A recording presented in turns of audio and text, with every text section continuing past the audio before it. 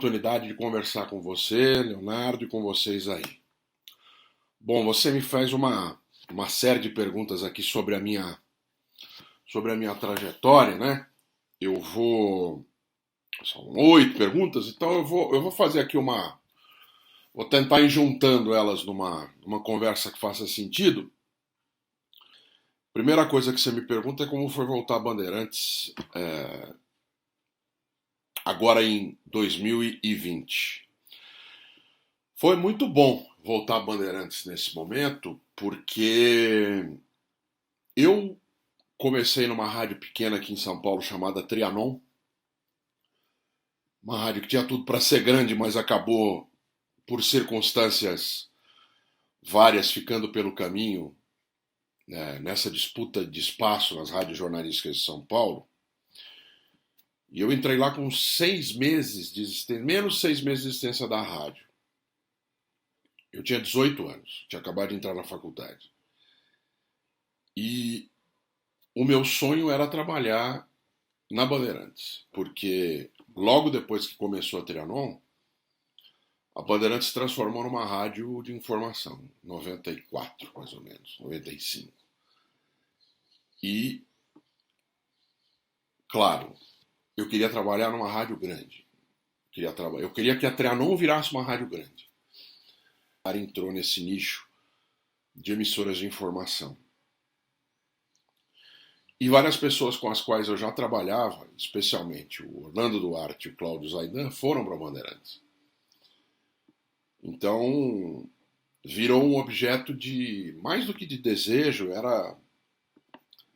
seria uma realização muito rápida profissional poder fazer parte da Bandeirantes. Isso aconteceu em 95, há 25 anos, portanto, e eu passei lá 13 anos muito bons. Foram 3 cidades, eu comecei aqui em São Paulo, depois eu fui para os Estados Unidos, num acordo com a Voz da América, que você pediu para falar sobre isso, eu vou falar um pouco mais também. Depois eu fui para Brasília, onde eu fiquei na Bandeirantes 4 anos, mas ao final da minha passagem por lá, que também vou explicar porque ainda não terminou direito, foram 11 anos, 15 no total, se eu contar os anos indo e vindo, quase 14, 15. Brasília faz parte da minha vida também, por causa da Bandeirantes. Então foi uma passagem muito... participei da abertura do Canal 21, né? Fiz coberturas grandes na rede, fui correspondente internacional nessa junção com a Voz da América e acabei entrando na televisão também. Depois, como chefe em Brasília, primeiro como repórter em Brasília, eu fiz até programa do Gilberto Barros. Eu entrei para a televisão, eu fui pela rádio, entrei para a televisão quando eles precisaram de um repórter para aquele programa Boa Noite Brasil. E aí eu fiquei na televisão, virei chefe da televisão, apresentei o Band Cidade durante muito tempo, apresentei um outro programa chamado Band Entrevista, virei repórter do Jornal da Band, apresentei o Jornal da Band nos sábados. E a última coisa que eu fiz foi montar a estrutura da Band News. Eu acabei saindo em abril de 2007, um pouquinho antes, um mês antes da Band News FM estrear, ela que estreou 2 anos depois das emissoras do Rio e de São Paulo, e de Porto Alegre e Belo Horizonte.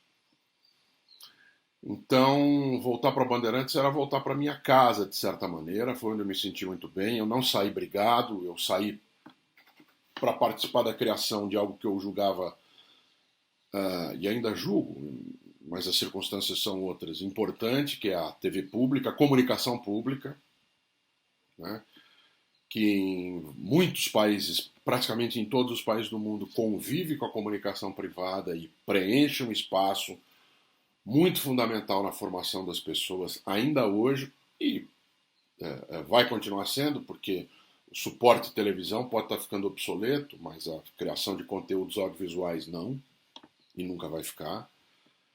E a comunicação pública preenche um papel importante no jornalismo, ao falar com a criança, ao trazer a cultura, e abrir espaço para quem não tem a oportunidade de aparecer frequentemente, né? Tanto porque é subvalorizado quanto por ser supervalorizado, né? Então vai desde ah, daquele, daquela música ou daquele teatro ou daquela manifestação cultural mais escondida no meio do Brasil, quanto da ópera que aparece no Teatro Municipal do Rio de Janeiro ou de São Paulo.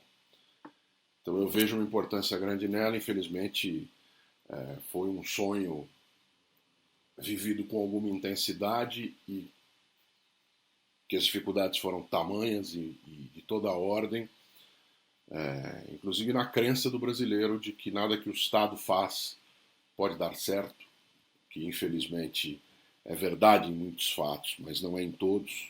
Há espaço para o Estado e há espaço para o privado. Essa minha crença do geral eu também vejo na comunicação, porque são complementares. Um não faz ou não deveria tentar fazer o que o outro faz. Não por reserva de espaço, mas sim por característica mesmo. Mas quando eu saí desta passagem por TV Brasil, Rádio Nacional, em que eu comecei como gerente, primeiro como assessor na criação, quando eu fui trabalhar com o ministro Franklin Martins, depois eu fui assessorar o surgimento da nova empresa, porque na época existia a Rádio Brás, existia a TVE, existia a SERP, enfim. Eu realmente me enfiei nesse mundo da comunicação pública e tive momentos de grande felicidade e outros momentos de grande até tristeza mesmo, insatisfação, frustração, mas enfim, acho que eu participei desse mundo por uma fase razoável de tempo, né? Foram entre 8 anos mais ou menos. E daí, quando eu saí dessa experiência em 2005, eu buscava algo novo para não vou dizer recomeçar, né, mas para me recolocar profissionalmente. Nós fomos morar no Rio, eu e minha esposa, e infelizmente assim, o primeiro impacto foi razoável em termos profissionais. Eu fui trabalhar no SBT para cobertura da Olimpíada, acabei ficando lá também para cobertura de eleição municipal, mas depois o degringolar econômico, não só do país como um todo, mas em especial do Rio de Janeiro, fez com que as coisas ficassem muito difíceis. Eu passei um bom tempo desempregado, depois eu passei pelo esporte interativo, mas o esporte interativo também foi um momento muito estranho na minha passagem profissional, porque eu fazia o que eu gostava, mas ele era um canal muito singular, com atitudes muito singulares, e ele acabou quebrando, né? Apesar do discurso vamos para a internet, ele quebrou. Ele foi muito mal gerido e, infelizmente, ele fosse uma empresa à parte, teria quebrado, mas ele era já parte de um conglomerado muito grande, a Turner. Então a Turner recuperou partes que eram viáveis daquele empreendimento e está aí até hoje, ainda bem, com colegas trabalhando e com eventos acontecendo. Mas como canal de televisão ele desapareceu, ele quebrou, né? E depois daquele momento, o Rio de Janeiro perdeu vagas, o Rio de Janeiro já estava numa condição muito complicada.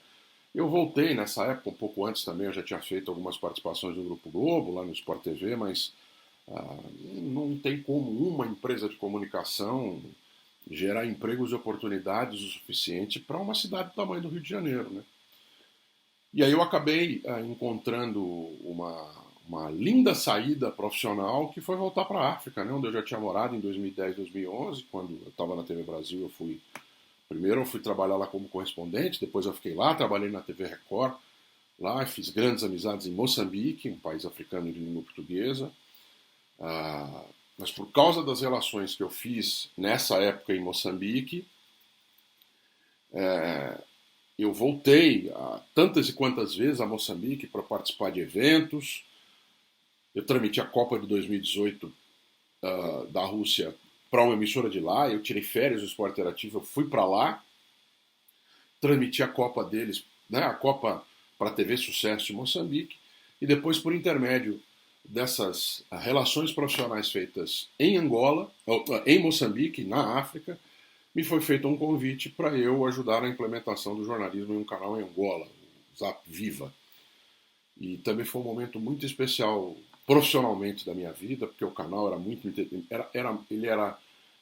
ele foi pensado para ser um canal no cabo, que Angola é uma distribuição popular, custa muito barato o cabo, então as pessoas têm, às vezes elas compram para ter antena e tem televisão, porque em muitas áreas do país não tem televisão aberta, então é uma coisa barata, não tem essa correlação que nós temos aqui com a classe alta ou classe média comprando televisão, e sim as pessoas, é popular, o canal é popular, dá primeiro lugar de audiência, é o canal que passa o Girabola, que é o Campeonato Nacional de Futebol de Angola.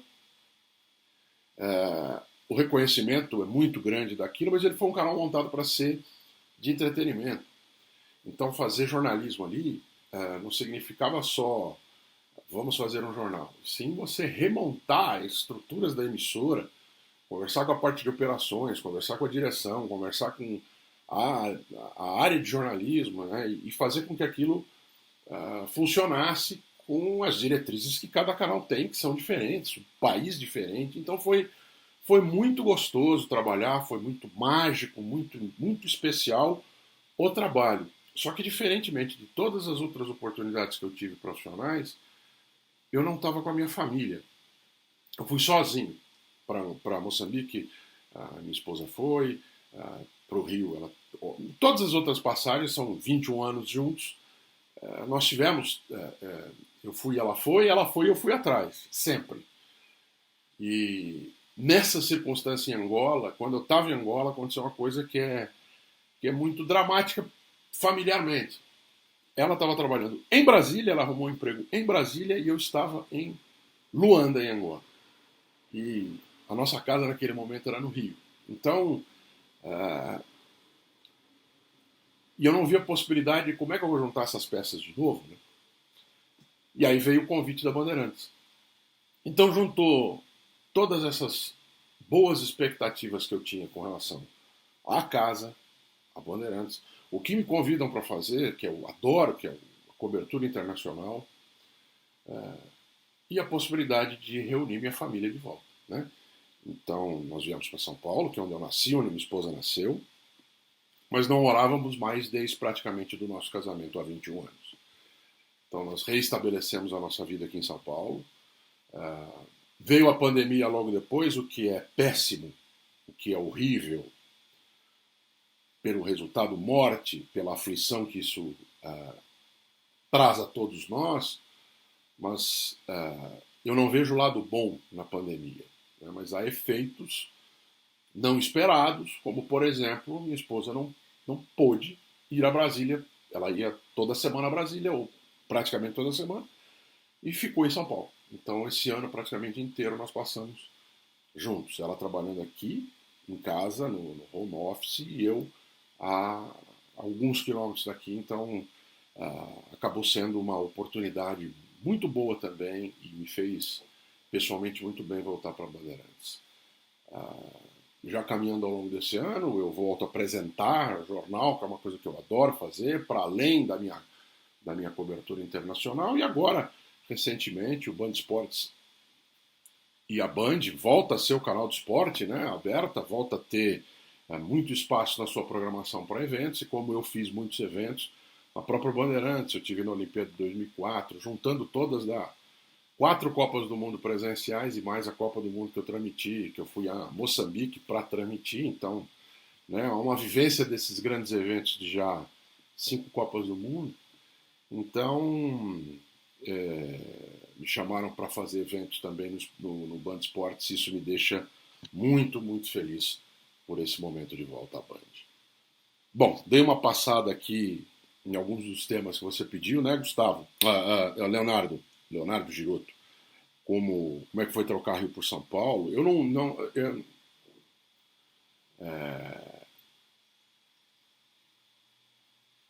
Eu não troquei de cidade porque eu quis. Eu tenho adoração pelo Rio de Janeiro. Rio de Janeiro tem seus problemas muito sérios, tem suas dificuldades muito grandes. Nessa época em que nós trabalhávamos no Rio, a Sandra, minha mulher, é assistente social. Ela tomava um ônibus às 6 da manhã, depois ela tomava um trem e ela ia na Central do Brasil até a Penha para trabalhar num hospital público. Não é uma coisa fácil de fazer. Mas ela fazia com imensa satisfação, e eu também, viver naquele lugar que é muito bonito, é muito representativo do Brasil dentro e fora do país. Tem uma parte histórica maravilhosa e eu gosto muito disso, né? Tem vivências que em São Paulo a gente não. Não é que São Paulo a gente não tem. São Paulo tem de tudo, mas que permeiam a vida da cidade, né? Tem a beleza natural toda que não precisa falar. Só tem o calorão, é a única coisa. Mas agora até em São Paulo está tendo também, em outros lugares do país está tendo também, então não está faltando nada para ninguém. Então, eu não troquei o Rio por São Paulo. Eu aceitei uma oportunidade de emprego que me abriu aqui em São Paulo. Então, com grande satisfação, eu aceitei e volto a morar na cidade em que eu nasci. Eu não tenho nenhum apreço especial pela cidade de São Paulo em si. Eu tenho pelos lugares da minha vivência na minha infância e adolescência. Eu tenho. Foi aqui que eu conheci minha esposa, foi aqui que eu comecei a namorar com ela, foi aqui que eu. Enfim, foi aqui que eu estudei a vida inteira. Eu fiz cursos fora, alguma coisinha, mas onde eu convivi, fiz amizades, algumas que perduram até hoje, outras não. Mas outras tantas vieram principalmente de Brasília, quando eu fiz os meus amigos mais. Eu chamo de persistentes, né? Que estão há mais tempo que a gente se conhece e convive, mas no Rio também, amizades que ficaram, em Angola, em Moçambique, nos Estados Unidos, enfim. Não é pelas amizades. As pessoas, elas estão por aí e a gente acaba encontrando com elas. A cidade tem os seus atrativos, São Paulo tem os seus atrativos que todo mundo sabe, né? Tem a área cultural, tem, enfim, uma série de oportunidades de gastronômicas, e teatro, e cinema e tal. Mas, definitivamente, o que me trouxe a São Paulo não é isso. O que me trouxe a São Paulo foi o convite da Bandeirantes. Não sei se não fosse isso, se eu voltaria a viver na cidade. Acho que ela é muito grande. E isso faz com que São Paulo, como qualquer cidade desse tamanho, tenha problemas insolúveis, e circunstâncias particulares de, por exemplo, minha sogra agora mora na mesma cidade do que eu, só que é outra cidade. Ela mora a distância daqui, onde eu estou, na casa da minha sogra, você entrando num avião para ir para o Rio, você leva menos tempo para chegar.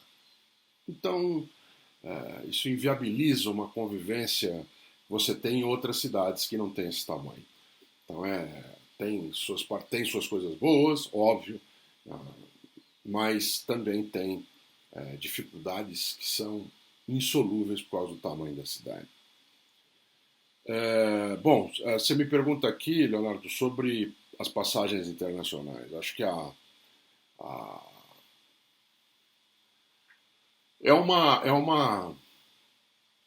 meio que uma expectativa de todos os jornalistas, né? É meio que igual o jogador que quer jogar na seleção brasileira. Eu gosto muito de comparar com arbitragem, né? Que o cara começa na várzea, muitas vezes, depois ou na praia, né? No Rio de Janeiro tinha isso também antigamente. O Arnaldo César Coelho começou optando na praia.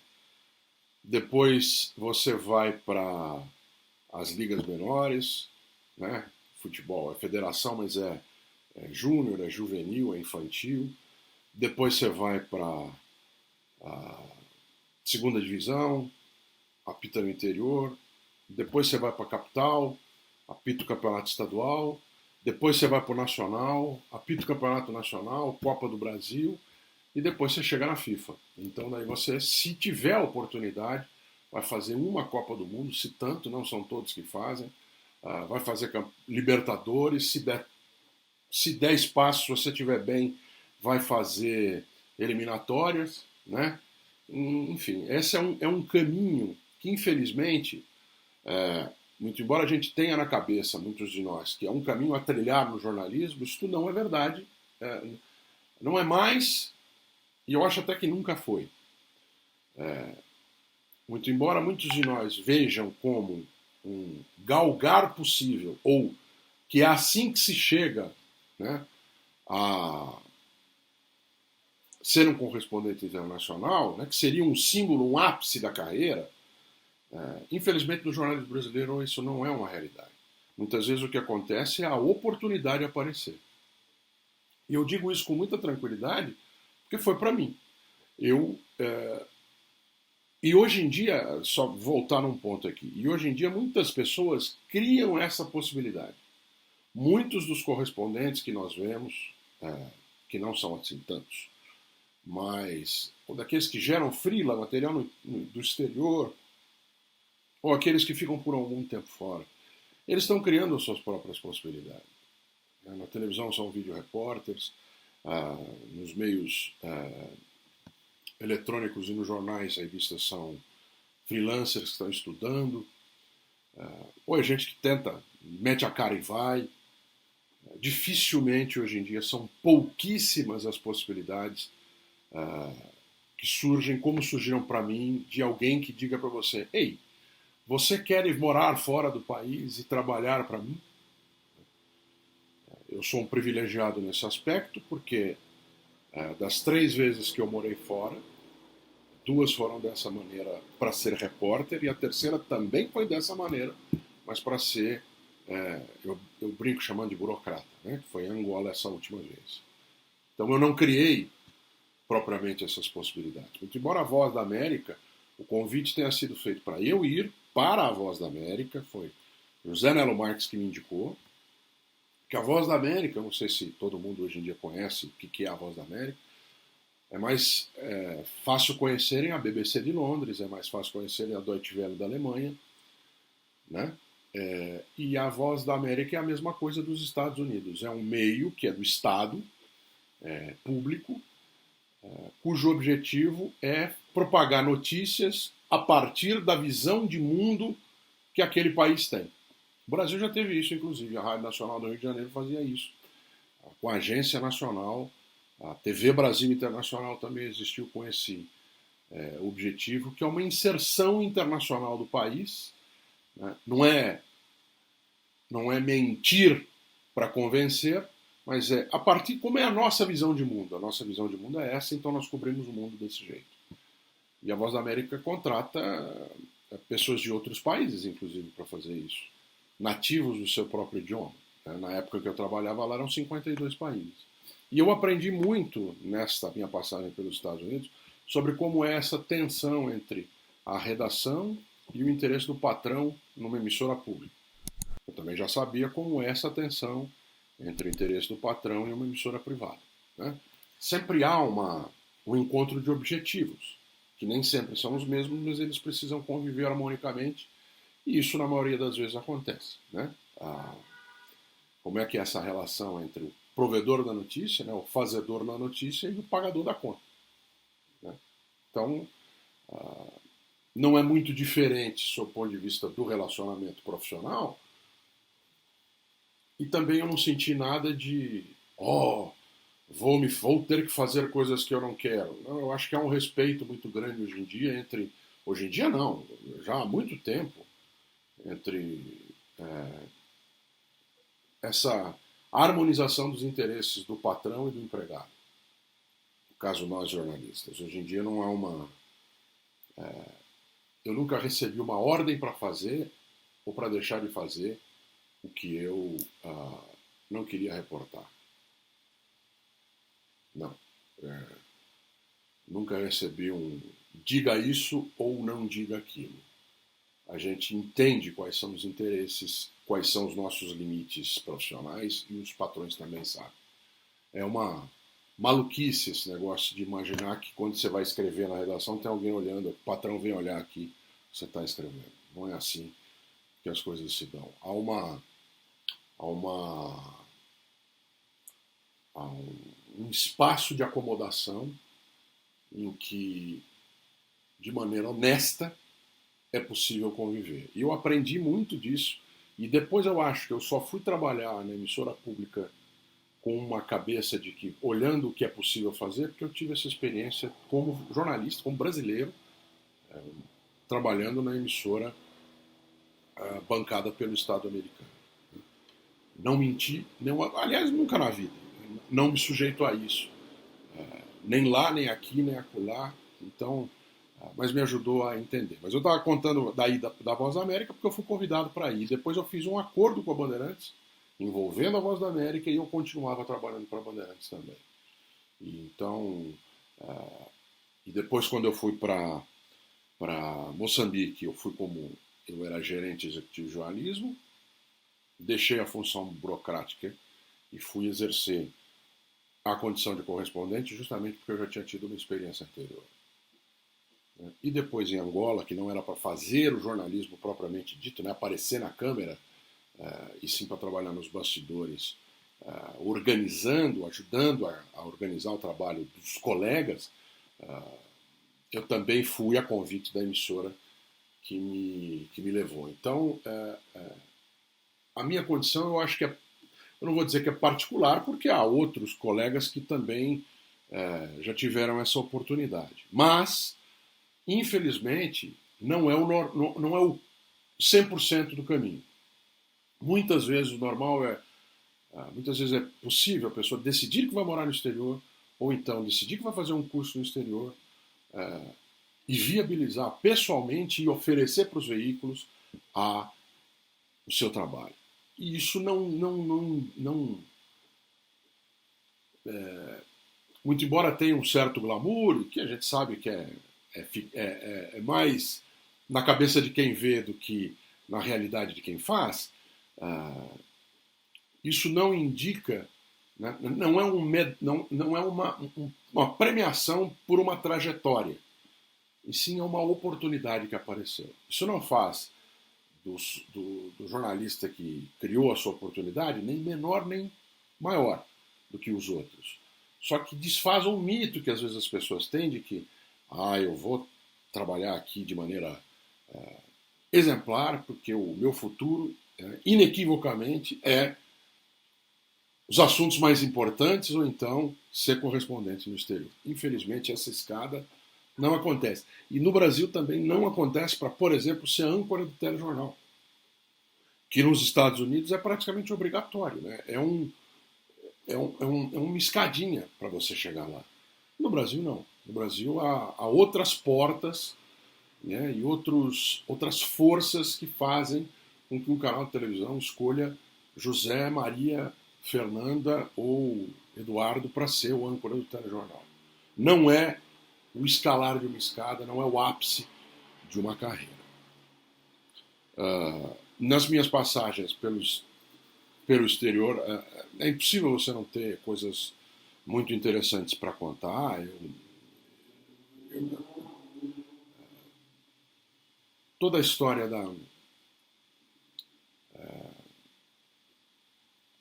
DNA, não a descoberta do DNA, mas trabalhar com células-tronco, isso apareceu enquanto eu estava nos Estados Unidos. E eu cobri isso na Academia Americana de Ciência.